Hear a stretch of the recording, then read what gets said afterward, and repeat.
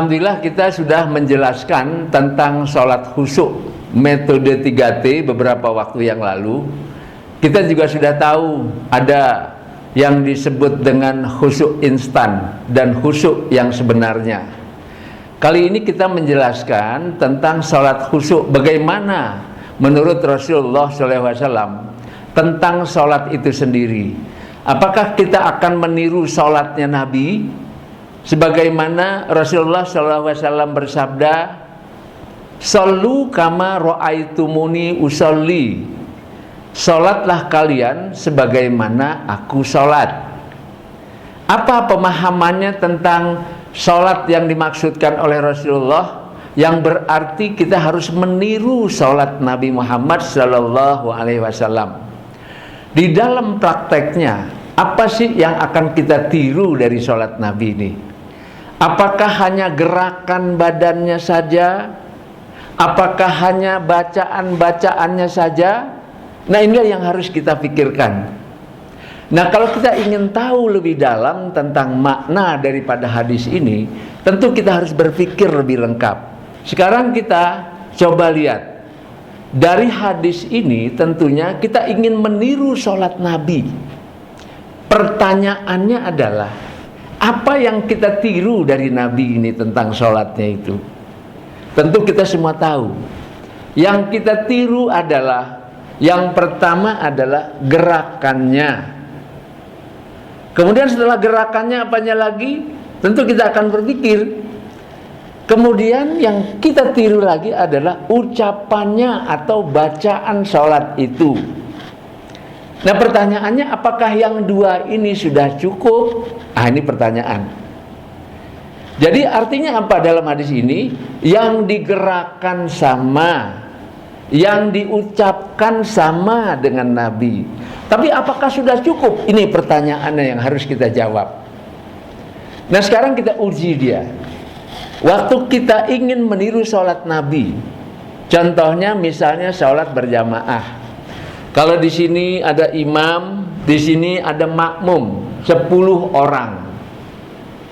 Kemudian kita katakan, "Shollu kama ra'aitumuni usolli." Salatlah kalian sebagaimana aku salat. Tirulah Nabi waktu salatnya itu.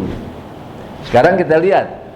Imam salat menggerakkan badan, rukuknya, sujudnya, iktidalnya, duduknya dan sebagainya. Sama dengan Nabi. Makmum juga begitu, sama. Rukuknya sama dengan ruku imam. Begitu imam berdiri, maka makmum pun ikut berdiri. Berarti sama dengan Nabi. Shollu kama ra'aitumuni usolli. Tapi pertanyaannya, apakah cukup dengan itu? Yang digerakkan sama, yang dibaca sama. Coba sekarang, yang difikirkan sama apa tidak? Lihat, makmum ada 10 orang. Kira-kira yang dipikirkan sama nggak waktu sholat itu? Mungkin yang satu pikir ke pasar, yang satu pikir ke makanan, yang satu berpikir ke anak-anak. Apakah seperti itu kita meniru? Selama ini memang orang berpikir tentang meniru sholat Nabi itu atas dasar dua saja, yaitu yang digerakkan dan yang dibacanya sama. Karena memang yang dua ini berdasarkan kepada hadis-hadis yang ada. Namun orang belum berpikir bahwa sebenarnya di dalam sholat dan khusyuk itu ada lagi di balik itu, yaitu apa yang dipikirkan dan apa yang dijiwai. Karena itu kita berkesimpulan bahwa yang dipikirkan oleh Nabi itu pasti sama dengan apa yang dibaca oleh Nabi. Karena apa? Karena Nabi mengerti betul apa yang dibacanya itu. Dan yang dijiwai atau yang dihayati itu juga berkaitan dengan apa yang dibaca itu. Karena Nabi mampu menghayati dengan baik. Nah, inilah yang kita tiru. Berarti kalau begitu kita harus tiru Nabi secara utuh. Seperti apa itu? Gerakannya harus sama dengan Nabi. Yang diucapkan atau yang dibaca harus sama dengan Nabi. Berarti yang difikirkan juga harus sama dengan Nabi. Apalagi yang harus sama? Yang dijiwai juga harus sama dengan Nabi. Nah, kalau dia sudah seperti ini, maka kita sudah meniru sholat Nabi secara keseluruhan. Berarti, kita ulang lagi sekali, kita tiru sholat Nabi yang digerakkan sama, yang dibaca sama, yang dipikirkan sama, dan yang dijiwai sama. Nah, kalau bisa kita tiru, inilah sholat Nabi secara utuh, baik sholat lahiriah maupun sholat batiniah. Sholat badannya, sholat lidahnya, sholat pikirannya, dan juga sholat jiwanya.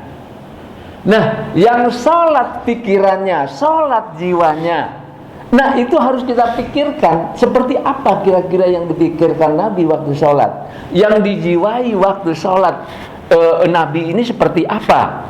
Nah, karena itulah kita merumuskan tentang sholat yang dipikirkan oleh Nabi pasti apa yang dengan yang dibaca, pasti sama dengan yang dibaca oleh Nabi. Karena Nabi ngerti betul apa yang dibaca, berarti itu juga yang dipikirkan.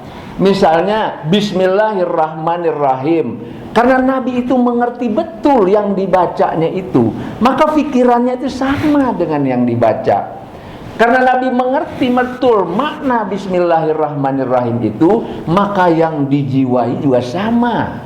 Nah, itulah Nabi sholat lahir batin, sholat juga pikirannya, sholat juga jiwanya. Dalam bahasa agama, yang dipikirkan itu yang disebut dengan tafakur, yang dijiwai itu yang disebut dengan tadabbur. Karena itu, sholat Nabi yang kita tiru adalah sholat Nabi yang digerakkan sama, yang dibaca sama, yang dipikirkan sama. Nah, ini namanya tafakur. Yang dihayati atau yang dijiwai sama, namanya tadabbur. Nah, dilakukan dengan tenang pikirannya, tenang gerakannya, tenang badannya, semua dalam keadaan tenang. Itu namanya tumakninah. Nah, inilah yang disebut dengan metode 3T, tumakninah, tafakur, dan tadabbur. Maka kaitannya dengan kehusyuan. Kehusyuan itu harus memenuhi syarat yang ini, yaitu ada tumakninahnya. Apa itu? Tenang secara keseluruhan rohani dan jasmani serta pikirannya. Ada yang dipikirkannya juga sama, yaitu bacaan-bacaan sholat itu dimengerti. Dan begitu juga yang dihayati juga sama dengan Nabi, yaitu yang telah dimengerti itu dihayati dan dijiwai.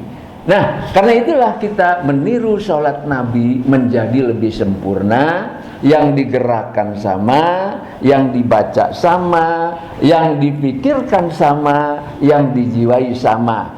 Nah, inilah salat khusyuk dengan metode 3T, tumakninah, tafakur, dan tadabbur, seperti yang pernah kita jelaskan di periode sebelumnya.